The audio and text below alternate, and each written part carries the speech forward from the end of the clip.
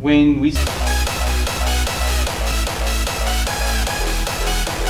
motion, for example, if they're performing a bicep curl and you only want them to do the first 90 degrees of extension and the 90 degrees of flexion, what is your reasoning and thought process behind that in terms of, are you looking for muscular endurance performance, strength performance? What are your goals when you try to make a client go through that schematic or idea? So what I'm hearing you say is that when you see me start them, let's say at 90 degrees flexion at the elbow. Yes, sir. And move to the 0 degrees flexion at the elbow. What you're seeing there is me trying to stimulate the shortened end of the contractile length. Okay? And so by creating fatigue there, then when we go back down to the lengthened end and try to go through the whole range of motion, it kind of slows the velocity a little bit. They can give a lot of output to move the weight, but because of the fatigue that's already developed there, it just slows it down, but still gives them the neural output to the muscle. Okay. In terms of how one can implement that into their own workout, if they wanted to try something like that, where would you say they could find it useful?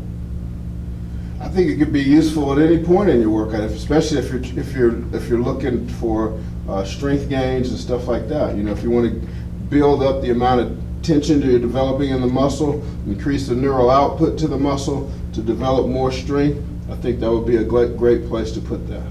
Would you say it's similar to doing pre-fatiguing sets and then working your way up to a heavier weight, or someone along that line? Yeah. What is that? The old school used to talk about pre-exhaustion. You ever heard of that? Yes, you know, sir. where you do maybe you do some concentration curls and then you come back and do a bicep curls, or you do some flies and then you come back and do a chest press. Kind of that same kind of idea a little bit. Okay, that makes sense. All right.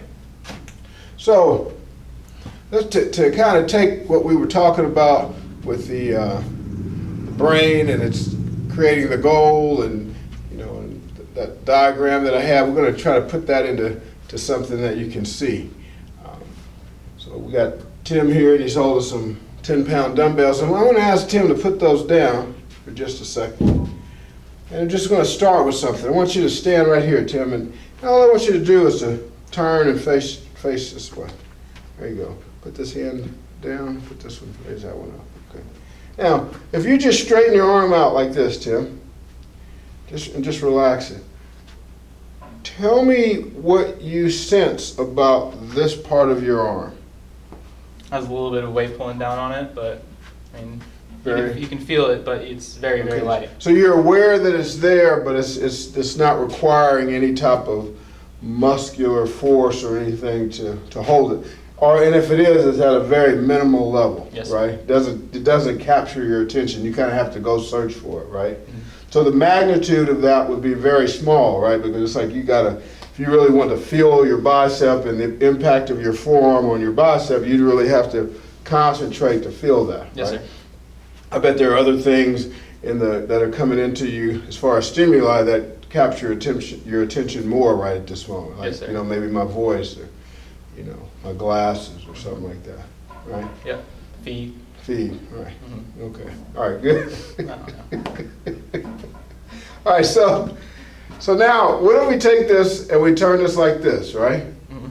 All right, and so now, tell me about the impact of your forearm on your bicep.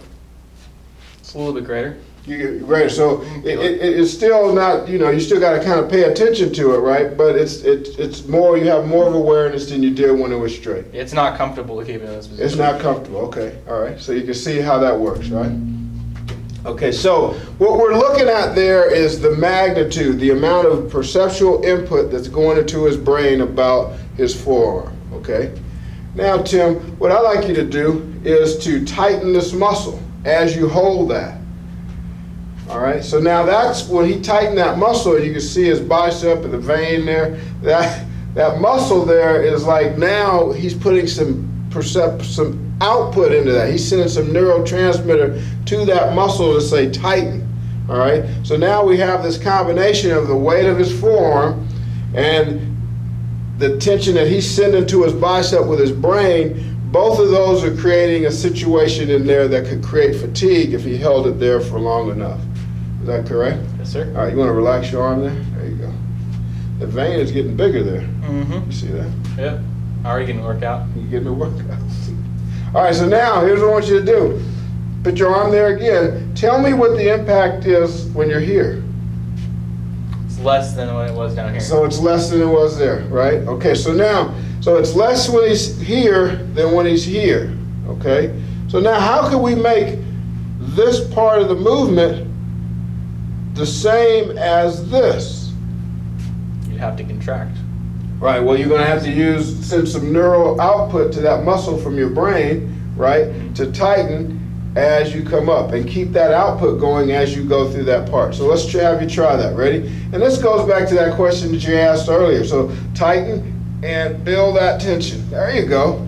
See how that works? And boom, hold, and then back down, hold the tension. And when we're talking holding the tension, we're talking about holding those heads, keeping those heads engaged. We'll talk about that later. Try it again. Squeeze and boom. There you go.